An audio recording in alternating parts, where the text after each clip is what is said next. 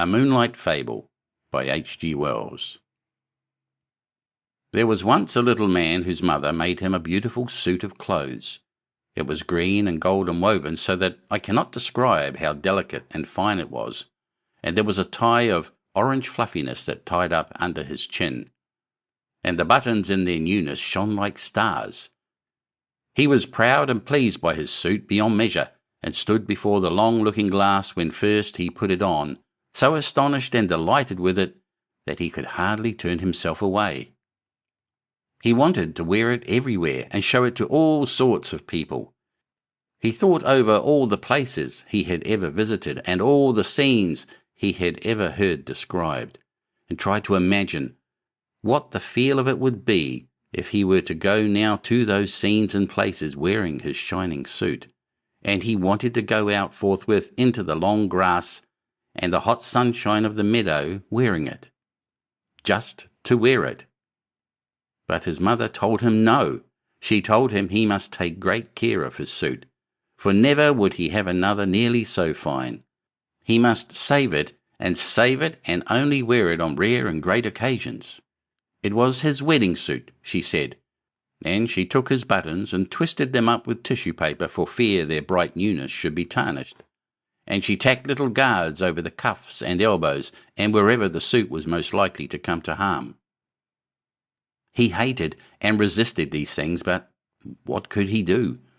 And at last her warnings and persuasions had effect, and he consented to take off his beautiful suit and fold it into its proper creases and put it away.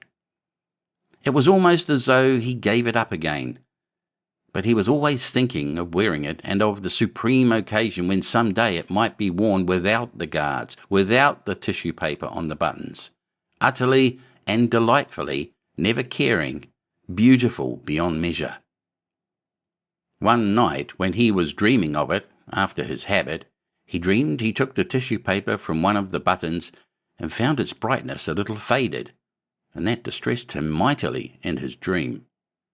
He polished the poor faded button and polished it, and if anything it grew duller. He woke up and lay awake thinking of the brightness, a little dulled, and wondering how he would feel if perhaps when the great occasion, whatever it might be, should arrive, one button should chance to be ever so little short of its first glittering freshness. And for days and days that thought remained with him, distressingly. And when next his mother let him wear his suit, he was tempted and nearly gave way to the temptation just to fumble off one little bit of tissue paper and see if indeed the buttons were keeping as bright as ever. He went trimly along on his way to church, full of this wild desire. For you must know his mother did, with repeated and careful warnings, let him wear his suit at times, on Sundays for example, to and fro from church, where there was no threatening of rain, no dust nor anything to injure it, with its buttons covered and its protections tacked upon it, and a sunshade in his hand to shadow it if there seemed too strong a sunlight for its colours. And always, after such occasions, he brushed it over and folded it exquisitely as she had taught him, and put it away again. Now, all these restrictions his mother set to the wearing of his suit he obeyed. Always he obeyed them, until one strange night he woke up and saw the moonlight shining outside his window. It seemed to him the moonlight was not common moonlight, nor the night a common night, and for a while he lay quite drowsily with this odd persuasion in his mind. Thought joined on to thought, like things that whisper warmly in the shadows. Then he sat up in his little bed suddenly, very alert, with his heart beating very fast, and a quiver in his body from top to toe. He had made up his mind. He knew now that he was going to wear his suit as it should be worn. He had no doubt in the matter. He was afraid, terribly afraid, but glad. He got out of his bed and stood a moment by the window looking at the moonshine-flooded garden and trembling at the thing he meant to do. The air was full of a minute clamour of crickets and murmurings, of the infinitesimal shouting of little living things. He went very gently across the creaking boards for fear that he might wake the sleeping house, to the big dark clothes-press wherein his beautiful suit lay folded, and he took it out garment by garment, and softly and very eagerly tore off its tissue paper covering and its tacked protections, until there it was, perfect and delightful as he had seen it when first his mother had given it to him, a long time it seemed ago. Not a button had tarnished, not a thread had faded on this dear suit of his.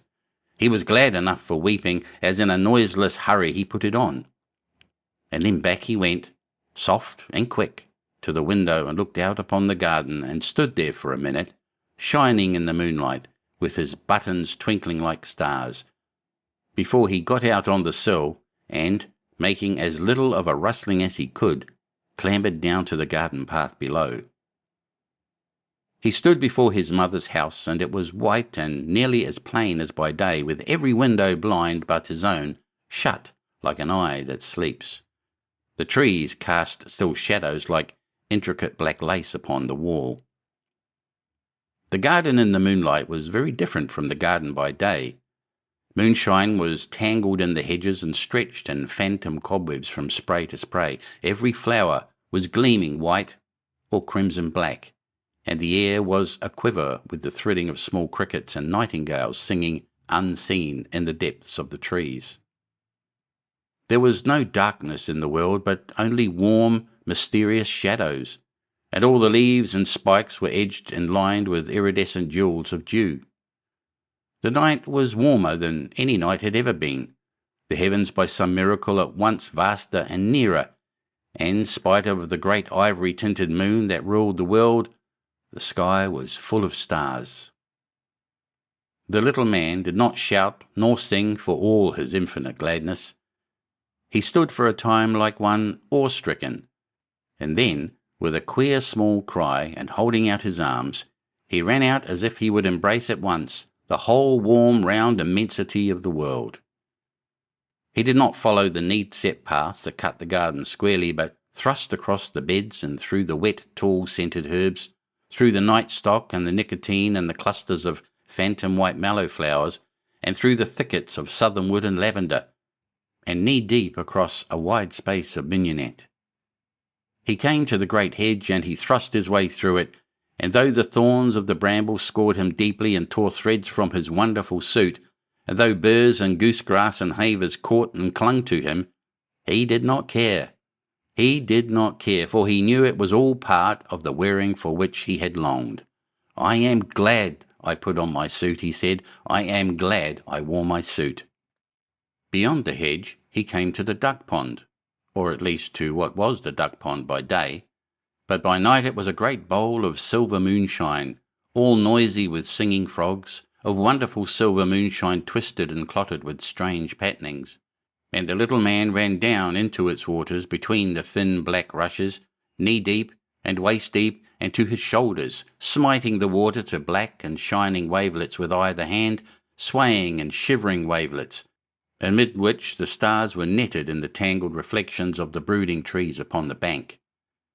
He waded until he swam, and so he crossed the pond and came out upon the other side, trailing, as it seemed to him, not duckweed, but very silver in long, clinging, dripping masses. And up he went through the transfigured tangles of the willow herb and the uncut seeding grass of the farther bank. And so he came, glad and breathless, into the high road. "I am glad," he said, "beyond measure, that I had clothes that fitted this occasion." The high road ran straight as an arrow flies, straight into the deep blue pit of sky beneath the moon, a white and shining road between the singing nightingales, and along it he went, running now and leaping, and now walking and rejoicing, in the clothes his mother had made for him with tireless, loving hands. The road was deep in dust, but that for him was only soft whiteness, and as he went, a great dim moth came fluttering round his wet and shimmering and hastening figure. At first he did not heed the moth, and then he waved his hands at it and made a sort of dance with it as it circled round his head. "Soft moth," he cried, "dear moth, and wonderful night of the world, do you think my clothes are beautiful, dear moth?" as beautiful as your scales and all the silver vesture of the earth and sky?" And the moth circled closer and closer until at last its velvet wings just brushed his lips. Then next morning they found him dead, with his neck broken in the bottom of the stone pit, with his beautiful clothes a little bloody and foul and stained with the duckweed from the pond. But his face was a face of such happiness that, had you seen it, you would have understood indeed how that he had died happy, never knowing the cool and streaming silver for the duckweed in the pond. End of A Moonlight Fable by H. G. Wells.